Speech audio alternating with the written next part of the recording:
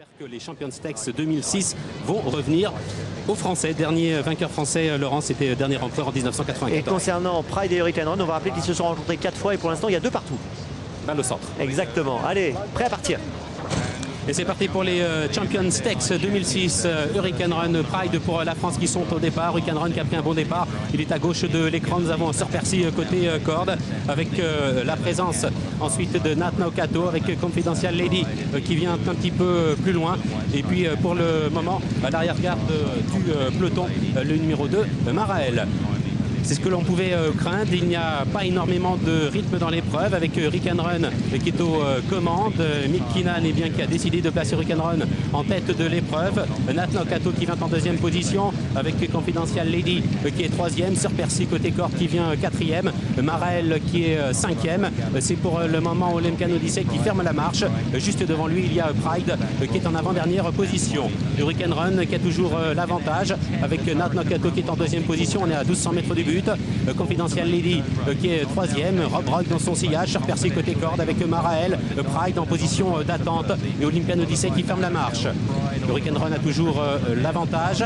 Nat Naukato à 3/4 de longueur à son intérieur. Sir Percy est bien placé également. Sir Percy qui est pisté par Pride.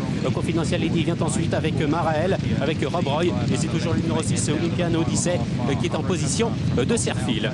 Hurricane Run a l'avantage. Il va sans doute accélérer en progression afin d'éviter d'être pris de vitesse. Nat Naukato est déjà lancé, empoigné par Ryan Moore avec Sir Percy qui est côté corde. Pride qui semble avoir beaucoup de ressources. Casaque bleu côté corde. Marael est au sein du petit peloton avec toujours Olemkan Odyssey qui ferme la marche. Hurricane Run qui peut être légèrement pris de vitesse. C'est Nat Naukato numéro 3 qui a accéléré le premier avec Pride numéro 5 qui a beaucoup de ressources. On est maintenant à 350 mètres du but. Hurricane Run qui a toujours l'avantage. Mais 6-7 chevaux de front encore avec Pride qui accélère côté corde. Peut-être le deuxième groupe 1 de sa carrière. Pride qui vient de prendre l'avantage. Hurricane Run et Rob Roy qui se disputent les places à l'extérieur de la piste avec Pride qui a toujours l'avantage monté par Christophe Lemaire.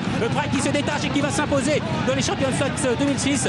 Pride qui s'impose. Rob Roy sera sans doute deuxième avec Hurricane Run qui passe le poteau en troisième position. Eh bien, il y a eu des applaudissements à Auteuil pour Pride cet après-midi qui s'impose dans les Champions Stakes 2006. Quelle grande victoire pour Christophe Lemaire, pour Alain de Royer-Dupré, pour cette jument extraordinaire qui est Pride et qui ne sera plus à l'entraînement l'année prochaine et qui remporte cette course avec la manière après sa deuxième place dans le prix de l'Arc de Triomphe. Lucien Barrière, elle fait briller l'entraînement français et avec un jockey français, ça nous fait très plaisir pour la Kazakh finalement. NB Bloodstock Limited qui est également l'éleveur de cette championne. Deuxième place pour le numéro 4, Rob Roy qui a très bien couru. Troisième position pour Hurricane Run qui s'est bien ressaisi. Voilà pour le trio gagnant. Quel grand succès pour Pride, Gianni. Oui, on est content pour Pride qui attire un capital sympathie énorme. C'est vrai, elle est âgée de 6 ans. Ce n'est pas un mince exploit réalisé par toute l'équipe d'Alain de Royer-Dupré de maintenir au sommet de la hiérarchie une jument âgée de 6 ans.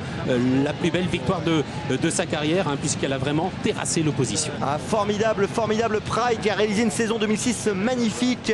On l'avait vu gagner bien sûr le Grand Prix de Saint-Cloud, on s'en souvient, devançant Hurricane Run d'une tête ce jour-là dans la foulée. On l'avait vu dans la foulée quelques semaines plus tard. On l'avait vu finir troisième dans la préparatoire l'Arc, deuxième dans l'Arc de Triomphe il y a 15 jours et aujourd'hui une victoire méritée.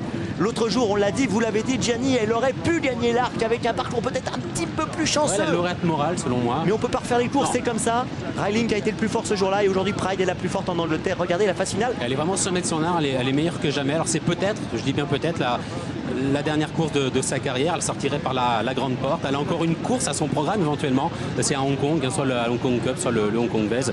Mais c'est une victoire vraiment superbe de Pride cet après-midi dans les Champions Stakes. Un petit mot sur Hurricane Run. On l'a vu, on a cru qu'il allait finir 4-5e à un moment donné, puis il s'est ressaisi quand même. Il s'est ressaisi, c'est vrai. Et, il ne démérite pas, bien au contraire. Il conserve facilement la troisième place. Il a été contraint de prendre l'avantage. C'est ce que l'on pouvait craindre, Laurent. Il n'y a pas eu beaucoup de rythme. Et plutôt que de se battre avec son cheval, eh bien Mick Kinnan a décidé d'imprimer son rythme au Champions Stakes à cette course. Et c'est Hurricane Run qui a fait le boulot en fait pour les autres. Voilà, et puis Sir Michael Stott prend la deuxième place avec Rob Roy dans cette compétition. On quitte l'Angleterre, 5-4 As, c'est l'arrivée chiffrée.